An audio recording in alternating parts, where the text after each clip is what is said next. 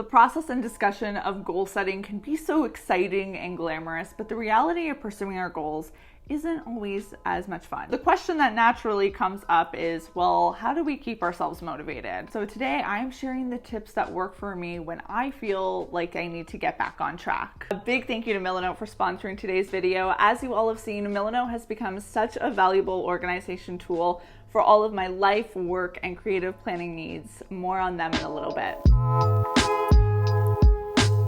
Often than not, when I'm feeling like I am just getting nowhere with my goals or I'm not progressing as fast as I'd like to be with them, it's the consequence of me focusing on all the things that I haven't done rather than appreciating the things that I have. But what I'm always trying to remind myself is what a damaging way of thinking that truly is. Because if I am using what I haven't done as a measure of my quote unquote success, then I am never going to be satisfied because there is always more I could be doing. And this especially in my case applies to work. With what I do online, there is always more content I could be pushing out, more projects I could be taking on, etc., etc. The list is really endless. And if I'm not appreciating the things that I've done, both on a grand scale in terms of what I've accomplished with my career so far, and also on a smaller scale, what I'm able to do on a day-to-day basis, then I'm not fueling up. I'm not getting any energy from the things I have accomplished, because when you do accomplish things big or small, there is a confidence boost, there is a motivation boost that comes from that. But you have to actually recognize that has happened. If you just let it slip by, then you're not going to benefit from that. As someone who is a planner and does beginning of the year goal setting, I can also fall into the trap of when I'm trying to find those wins to celebrate and recognize for myself, just looking at things that are related to the goals I set out at the beginning of the year, rather than just kind of looking at things freely. And why I think it's so important to kind of broaden your view here is because sometimes life has a way of changing things up on us, and you can plan to go after one goal this year, but maybe you got detoured and you've been unconsciously making progress with something else that wasn't part of the original plan, but is still just as worthy of praise. Back in January, I showed myself putting together a digital vision board, and in that video, I talked about how vision boards are not only an integral part of my goal setting process to help me gain focus and figure out what goals I want to go after, but also they can be tools for remotivating myself and reminding myself of the excitement I felt when I first set those goals. This is the vision board I put together using Milanote, looking lovelier than ever, if I do say so myself. While reviewing this board, I'm really keeping two things in mind. One, I'm reminding myself of the why behind the images. What in these photos sparked something in me to put this on my board? And two, do I notice any of the goals here that I wish I would be making better progress with? The two goals that are standing out to me here with rooms for improvement are making new and healthy dishes and reading 100 books in 2021. So I'm actually going to use Milanote to create another board where I can create some actionable steps for making some steps forward with those. Milanote offers a ton of ready-made templates for organizing any project or to-do list, but I'm gonna opt to make a blank board today. For the first goal of making new and healthy dishes, I think a really realistic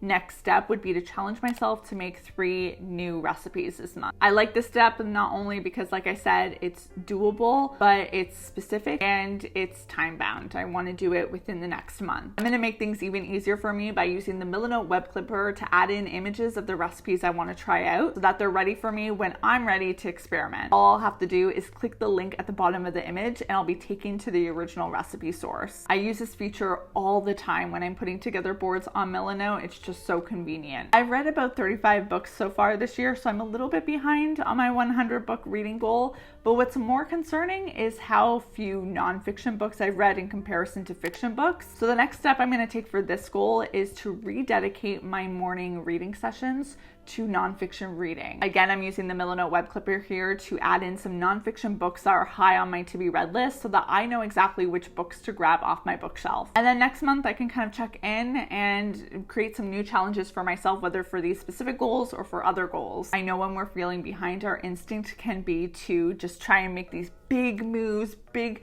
steps across the whole board. But narrowing the focus really does take pressure off. No one wants to feel pressure. So if you're still looking to make a vision board or looking to remotivate yourself with a goal check-in of your own, Milanote is an easy to use tool that can cover all of your planning needs. I really love them. You can sign up for free by clicking the link in the description box below. I think one of the scariest parts about not just setting goals, but then doing things like a goal check-in is just being met with guilt or shame or disappointment. And because we are anticipating that, I think the temptation is to avoid things like goal check-ins, because if we're checking in with the goals, or if we don't check in with the goals, then we won't have to be confronted with any of those emotions. But then there's no changes happening, and I think that just creates a recipe for those feelings to grow. So I encourage you, when you are doing a goal check-in, both you and a future me who forgets this, because I know I will, to look at this experience as something that you should feel really empowered by, something that's getting you excited about the next steps. Not as a, ugh, look at me not doing the things I said I'd do again kind of situation. Remind yourself that you don't always need to be progressing. We live in a world where words like more and growth are often synonymous with words like happiness and success and approval. And in many ways, I feel a lot of those things with growth. It can be really powerful, but that doesn't mean that you always need to be accelerating. When we're in a feeling of unsatisfaction with our own life, it's when it's the most tempting thing to do is to measure yourself against someone else. But when I catch myself in those moments of comparison that aren't healthy, because sometimes you can compare yourself to someone else and use that in a really positive way to motivate you. But if it's making you feel like shit about yourself, we're in a no good situation right there. And it's at those times where I'm intentionally having to reshift my focus. I'm in the middle of comparison. I'm like, stop, no, Caitlin, let's get distracted by looking at pillows online. I don't know why I use pillows as an example, but sure. Just because someone else is having success in a particular area of their life doesn't mean that there's not space for you to have that same success. Comparison can also be used in the reverse way, and it's just as negative, I think, in my opinion. Like, you can look at someone else and feel worse about yourself because maybe they look a certain way or they have something that you want, but you could also do the same and look at someone who you perceive as not having as much as you, or not looking as good as you, or not being as blank as you, and using it to fuel how you view yourself. And both of those situations are just like not great paths to go down, because although this one where you are feeling better about yourself has a more desirable result, it is telling your brain comparison is an acceptable way to measure my value. And that just ain't the truth. And if you are finding yourself using others to make you feel better about yourself, you are going to feel it when you find someone inevitably that is doing something more impressive than you in one area or another. Sometimes I'll find myself in the thick of these like, oh, what am I doing with life moments? And I think like, oh, the solution is just so complicated, it's so big, like, and I get overwhelmed by it.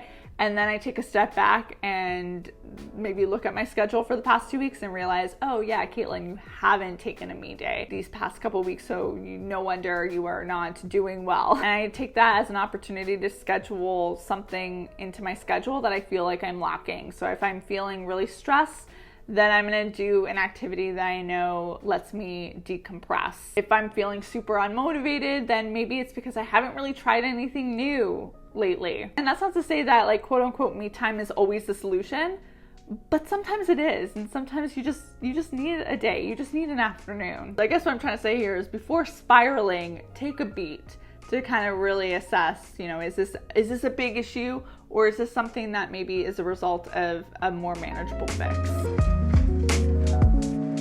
Bouncing ideas off of someone else has really helped me in times where I need to get some things off my chest, or I need some other perspective that's not my own to work through like next steps, or what the right quote unquote right path is for me. Relying on myself all the time to make those decisions can be exhausting.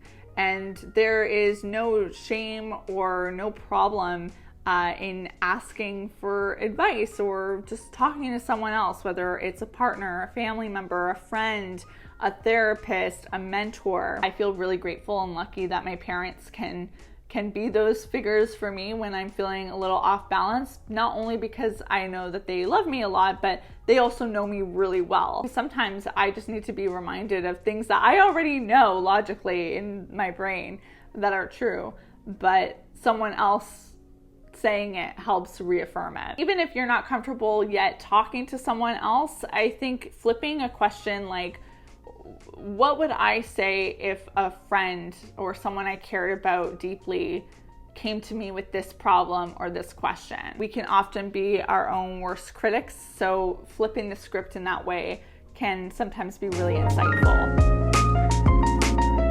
I think it'd be a mistake to talk about this topic without also highlighting how important our health, both in mind, body, and soul, play on our energy levels. When we're not properly taking care of ourselves, it is really hard to put expectations on us to be, killing it in every area of our life. For me, things like good quality sleep and moving my body, staying hydrated, eating well.